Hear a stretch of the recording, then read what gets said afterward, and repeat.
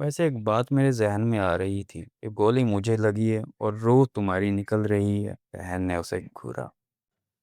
رات کی ابھی ہلکی ہلکی تاریکی شروع ہو رہی تھی۔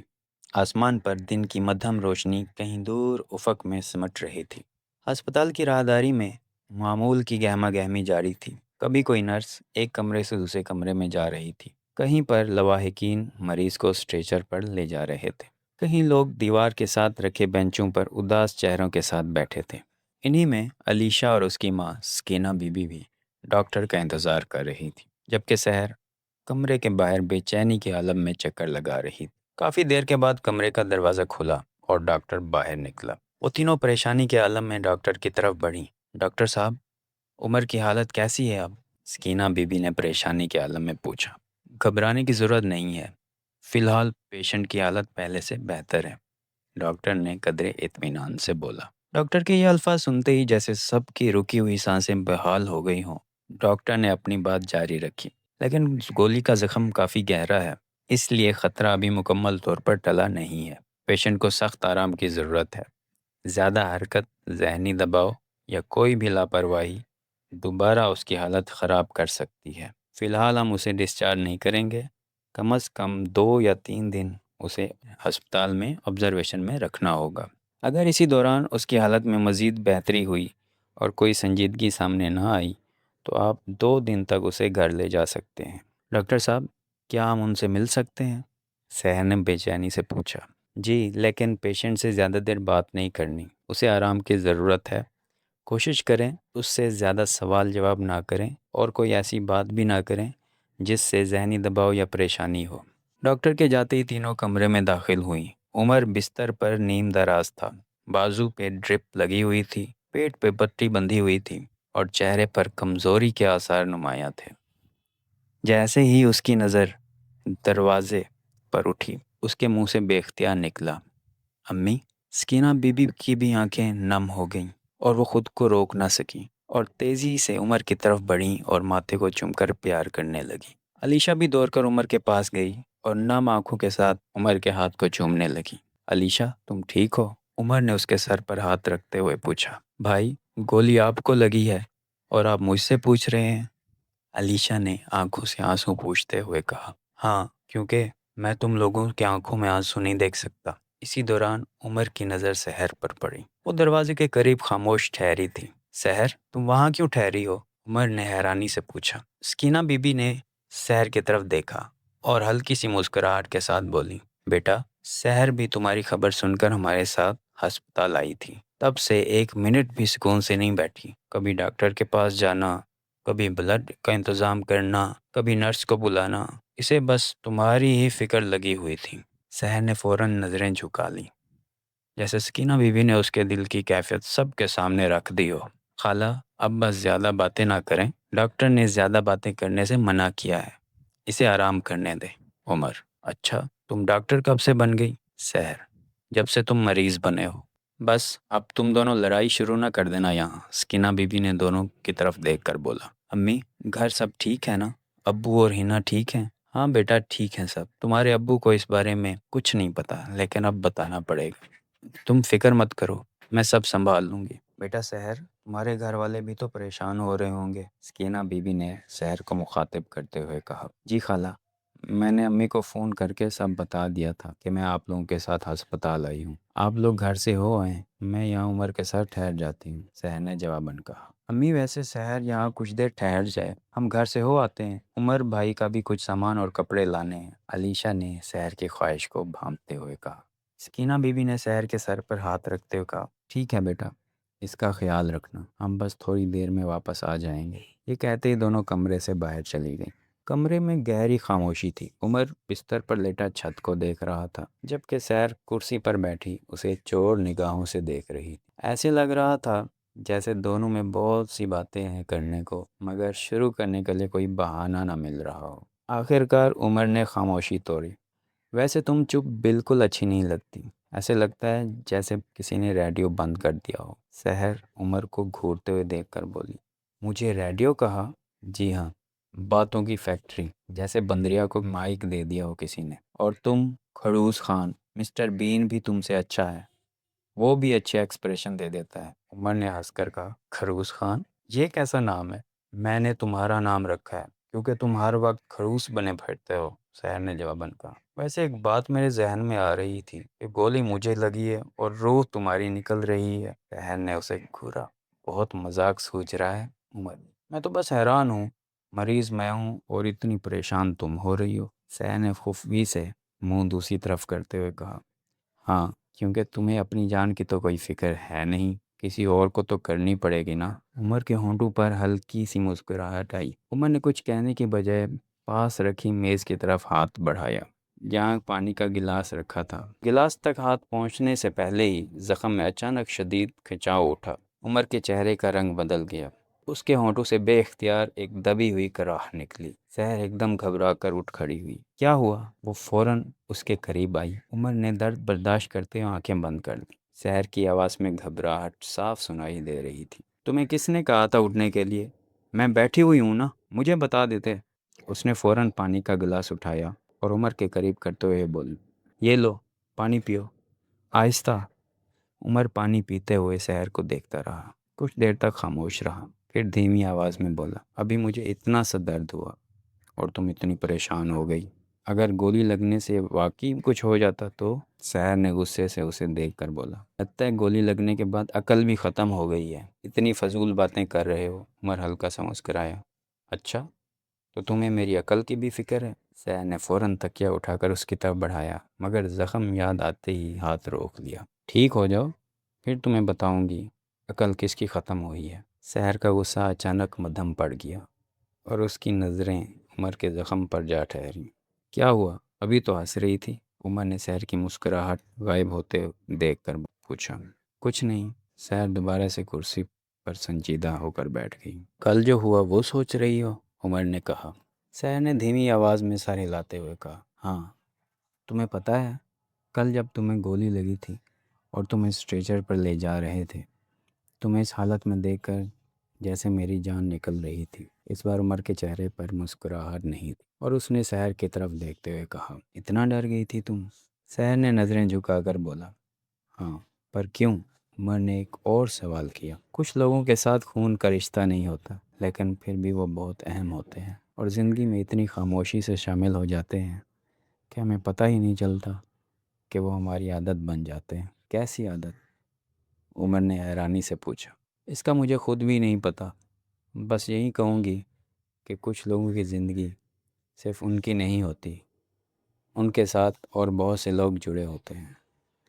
سحر نے عمر کی طرف دیکھ کر جواباً کہا، تم کبھی کبھی عجیب باتیں کرتی ہو جو مجھے سمجھ ہی نہیں آتی۔ سحر مصنوعی مسکراہٹ کے ساتھ بولی، کچھ باتیں سیدھے لفظوں میں نہیں کی جا سکتی، کچھ احساسات ایسے ہوتے ہیں جسے انسان اپنے تک ہی رکھے تو وہ محفوظ رہتے ہیں، شاید اسی لیے ڈر لگتا ہے۔ عمر نے قدرے الجھے ہوئے انداز میں پوچھا، کس بات کا ڈر؟ سحر نے عمر کی طرف دیکھا، اس کی آنکھوں میں نمی واضح تھی۔ اس بات کا ڈر کہ کہیں وہ احساسات جسے اتنے عرصے سے دل میں سنبھال کے رکھا ہے، لفظوں میں آ کر اپنی قدر نہ کھو دیں۔ عمر خاموشی سے اس کی طرف دیکھ رہا تھا۔ اسے پہلی بار محسوس ہو رہا تھا کہ سحر آج معمول سے مختلف باتیں کر رہی ہے اور کوئی بات ہے جو اپنے اندر رکھے ہوئے ہیں، مگر وہ ان سب کا مطلب نہیں سمجھ پا رہا تھا۔ کچھ باتوں کا اپنے تک ہی رہنا ٹھیک ہوتا ہے عمر، کیونکہ جب وہ ظاہر ہو جاتی ہیں تو شاید بے معنی ہو جاتی ہیں اور ان کی وہ قدر نہیں رہتی جو چھپائے رکھنے سے رہتی ہے۔ اس کی آنکھیں اب بھر آئی تھیں۔ عمر نے سنجیدگی سے دیکھتے ہوئے کہا، میں سمجھا نہیں، تم نے کبھی مجھ پر نہ میری باتوں پر غور کیا اور نہ کبھی سمجھنے کی کوشش کی ہے۔ اس کی آواز لرز گئی اور وہ اٹھ کھڑی ہوئی۔ تم نے کچھ نہیں سمجھنا عمر، کبھی بھی نہیں۔ یہ کہتے ہوئے وہ دروازے کی طرف بڑھنے لگی۔ سحر، عمر نے پیچھے سے آواز دی۔ کچھ نہیں ہے عمر، تم آرام کرو، میں میڈیسن لے کر آتی ہوں۔ وہ پیچھے دیکھے بغیر بولتے ہوئے کمرے سے نکل گئی۔ عمر بند دروازے کو دیکھتا رہ گیا۔ اس کے ذہن میں سحر کے کہے جانے والے الفاظ گونج رہے تھے، کچھ لوگ اتنی خاموشی سے زندگی میں شامل ہو جاتے ہیں، کچھ لوگوں کی زندگی صرف ان کی نہیں ہوتی۔ تم نے کبھی میری باتوں پر غور ہی نہیں کیا عمر۔ عمر کے اندر سوالات کا طوفان اٹھ چکا تھا، کئی سوال اس کے ذہن میں جنم لے رہے تھے اور یہ چیز اسے بے چین کر رہی تھی۔ اسے پہلی بار سحر کے جانے پر عجیب سی بے چینی ہو رہی تھی۔ اسی شہر میں اس وقت ایک اور دنیا اپنے معمول کے مطابق نہیں بلکہ ایک خاص شخصیت کے انتظار میں سانس روک کر کھڑی تھی۔ شہر کے مرکزی کاروباری علاقے میں واقع شاہ گروپ کی بلند و بالا عمارت صبح کی دھوپ میں شیشے کی ایک دیو ہیکل دیوار کی مانند دکھائی دے رہی تھی۔ یہ محض ایک کمپنی کی عمارت نہیں تھی، یہ شہر کے بڑے کاروباری فیصلوں کا مرکز تھی۔ عمارت کے مرکزی دروازے سے اندر داخل ہوتے ہی پالشڈ ماربل کا وسیع فرش، بلند چھتیں، شیشے کے کانفرنس روم اور تیز قدموں سے چلتا ہوا پروفیشنل سٹاف ایک منظم دنیا کا احساس دلاتا تھا۔ آج یہاں آب و ہوا معمول سے تھوڑا مختلف تھی۔ ریسیپشن پر کھڑے ملازمین بار بار مرکزی دروازے کی طرف دیکھ رہے تھے۔ ایک سینئر مینیجر نے اپنی گھڑی دیکھتے ہوئے کہا، سب تیاریاں ہو گئی ہیں، میڈم آنے والی ہیں۔ اتنا کہنا تھا کہ قریب کھڑے ملازمین فوراً اپنی فائل سیدھی کرنے لگے۔ ریسیپشنسٹ نے اپنا پوسٹر سیدھا کیا۔ اچانک مرکزی دروازہ کھلا اور ماحول بدل گیا۔ دروازے پر موجود گارڈ سیدھے ہو گئے۔ کسی نے کرسی پر بیٹھے ہی اپنی نشست درست کی، کسی نے فوراً اپنی فائل کھولی اور کام میں مصروف ہونے کا تاثر دینے لگا۔ اگلے ہی لمحے ایک پر اثر شخصیت اندر داخل ہوئی، قدرے بلند قد، ایسی پر اعتماد چال کہ اس کے ہر قدم سے اختیار اور خود اعتمادی جھلک رہی تھی۔ وہ 27 برس کی نوجوان لڑکی تھی، مگر اس کی شخصیت میں عمر سے کہیں زیادہ ٹھہراؤ اور روب تھا۔ اس نے گہرے کالے رنگ کے نفیس فارمل پینٹ سوٹ کے ساتھ آف وائٹ رنگ کی سلک شرٹ پہن رکھی تھی۔ لمبے گھنے اور سیاہ بال کندھوں سے نیچے پوری ترتیب سے کھلے ہوئے تھے۔ صاف شفاف رنگت، دلکش نقوش، تیز اور گہری آنکھیں، ہلکے گلابی ہونٹ جس پر کوئی مسکراہٹ نہیں تھی۔ ہاتھ میں بلیک لیدر کا فولڈر اور کلائی میں بلیک نفیس گھڑی تھی۔ پرسکون چہرہ، نہ کوئی جلدی نہ کوئی پریشانی۔ اس نے ایک نظر پورے حال پر ڈالی اور آگے بڑھ گئی، مگر اس کی ایک نظر میں سب کو محتاط کرنے والا اعتماد موجود تھا۔ اس کے پیچھے اعلیٰ عہدیداروں کی ایک ٹیم تھی۔ وہ اپنے ہاتھوں میں فائلیں لیے اس کے پیچھے چل رہے تھے اور باری باری اسے ضروری معلومات سے آگاہ کر رہے تھے۔ میڈم، لاہور منصوبے کی پروپوزل فائل تیار ہے۔ اس نے آگے دیکھتے ہوئے ہلکا سا سر ہلا کر جواب دیا۔ میڈم، جو ہدایت آپ نے میٹنگ میں دی تھی اس کے مطابق بجٹ میں کچھ تبدیلیاں کی گئی ہیں۔ فائنانس منسٹر پیچھے چلتے چلتے بولا۔ وہ خاموشی سے چلتی رہی۔ میں نے پڑھ لیے ہیں۔ اس کی آواز دھیمی تھی، مگر پورا کوریڈور سن رہا تھا، اور پروجیکٹ ہیڈ نے فوراً جواب دیا، آپ کی اپروول چاہیے۔ اس نے چلتے چلتے فائل اس کے ہاتھ سے لے لی، چند صفحات پلٹے، پھر وہ رک گئی۔ یہ فگر یہاں کیوں ہے؟ پروجیکٹ ہیڈ کے چہرے پر ایک لمحے کو گھبراہٹ آ گئی۔ میڈم، وہ پریویس کوارٹر کی فگر یہاں کیوں؟ خاموشی۔ میں نے سوال دوبارہ نہیں کرنا، وہ فائل اس کے ہاتھ میں واپس کرتے ہوئے بولی۔ 10 منٹ، کریکٹڈ رپورٹ میرے ٹیبل پر ہونی چاہیے۔ جی میڈم۔ وہ دوبارہ چل پڑی۔ اس کے گزرنے کے بعد بھی کسی میں چند لمحوں تک بات کرنے کی ہمت نہیں ہوئی۔ اس کے لیے لوگوں کا ڈرنا شاید کوئی معنی نہیں رکھتا تھا۔ اس کے لیے کام صرف کام تھا، نہ بہانے، نہ رعایت اور نہ جذبات۔ وہ راہداری سے گزر رہی تھی کہ اچانک اس کی نظر استقبالیہ کے قریب کھڑے ایک نئے ملازم پر پڑی۔ لڑکا گھبرا کر سیدھا کھڑا ہو گیا۔ وہ ایک لمحے کے لیے رکی۔ First week? لڑکے نے فوراً سر ہلایا۔ جی میڈم۔ ڈپارٹمنٹ؟ جی اکاؤنٹس۔ اس نے بس ایک مختصر سی نظر ڈالی اور پرسکون لہجے میں کہا، اوکے، اور مزید کچھ کہے آگے بڑھ گئی۔ اس کے وہاں سے گزرتے ہی لڑکے نے جیسے سکون کا سانس لیا۔ اس کے ساتھ کھڑے ایک سینئر امپلائی نے ہلکی سی مسکراہٹ کے ساتھ اسے دیکھا۔ پہلی بار سامنا ہوا ہے نا میڈم سے؟ لڑکے نے اس بات میں سر ہلایا۔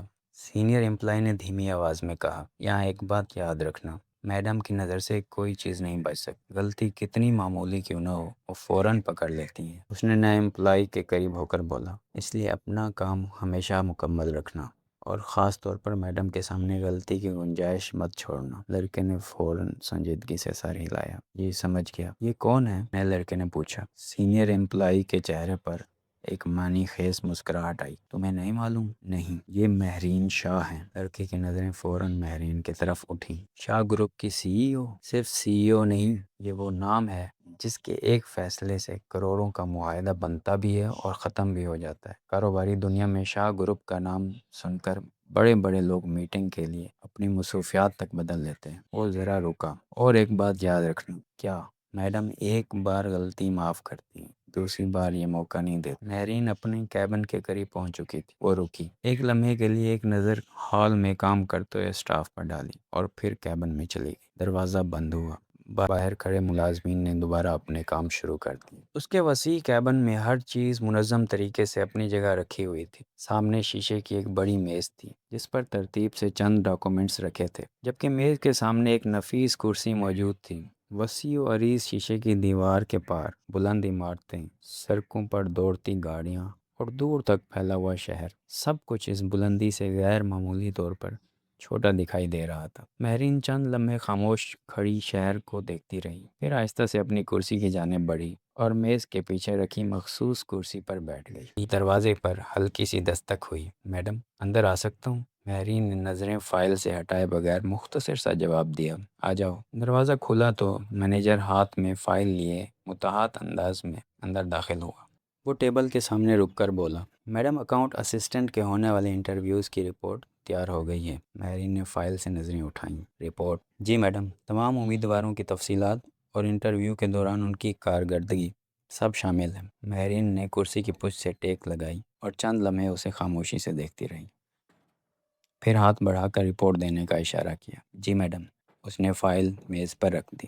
اکاؤنٹ اسسٹنٹ کی پوسٹ کے لیے کل 8 امیدواروں کا انٹرویو تھا جو پہلے سے منتخب کیے گئے تھے، اور تقریباً سب کے انٹرویو ہو چکے ہیں۔ تقریباً؟ جی، ایک امیدوار انٹرویو کے لیے نہیں آیا۔ مہرین نے فائل کھولی اور چند صفحات پر سرسری نظر ڈالی۔ نام؟ افسر نے ایک لمحے کے لیے فائل دیکھی۔ عمر سلیم۔ مہرین کے ہاتھ کی حرکت ایک لمحے کو رک گئی۔ اس نے دوبارہ نام پڑھا، عمر سلیم۔ افسر نے فوراً وضاحت کی، میڈم، یہ امیدوار باقی امیدواروں کی نسبت زیادہ مضبوط حیثیت رکھتا تھا۔ اس کی تعلیمی قابلیت، مہارتیں اور سابقہ تجربہ سب سے بہتر تھا۔ مہرین کی نظریں اب بھی فائل پر جمی ہوئی تھیں۔ جو شخص اپنے وقت کی قدر نہیں کرتا وہ ہمارے لیے وقت پر کام کیسے کرے گا؟ افسر خاموش رہا۔ مہرین نے فائل کا ایک صفحہ پلٹا۔ مجھے وہ لوگ اپنی ٹیم میں چاہیے جو وقت کی قدر کرتے ہوں اور اپنے مقاصد کو لے کر سنجیدہ ہوں۔ وہ چند لمحوں کے لیے رکی، پھر بولی، جو آج کے امیدوار انٹرویو میں سلیکٹ ہوئے ہیں ان کی مکمل رپورٹ، تعلیمی ریکارڈ، سابقہ تجربہ، خاندانی پس منظر، سب کچھ میری میز پر چاہیے۔ افسر نے اس بات میں سر ہلایا۔ جی میڈم، اب جا سکتے ہو۔ وہ مڑنے ہی والا تھا کہ رک کر بولا، میڈم، کیا آج کے امیدواروں میں سے کسی ایک کو حتمی طور پر منتخب کر دوں؟ مہرین نے اپنی نظریں اٹھا کر اسے دیکھا۔ اس ایک نظر میں اتنی سختی تھی کہ باقی جملہ اس کے ہونٹوں پر ہی رک گیا۔ میں نے کہا نا، پہلے مکمل رپورٹ، فیصلہ بعد میں ہوگا۔ جی میڈم۔ وہ فوراً پلٹا اور دروازے کی جانب بڑھ گیا۔ دروازہ بند ہوا تو مہرین دوبارہ اپنی کرسی سے ٹیک لگا کر بیٹھ گئی۔ چند لمحے وہ خاموش رہی، پھر اس کی نگاہ دوبارہ شیشے کی دیوار کے پار پھیلے شہر پر جا ٹھہری۔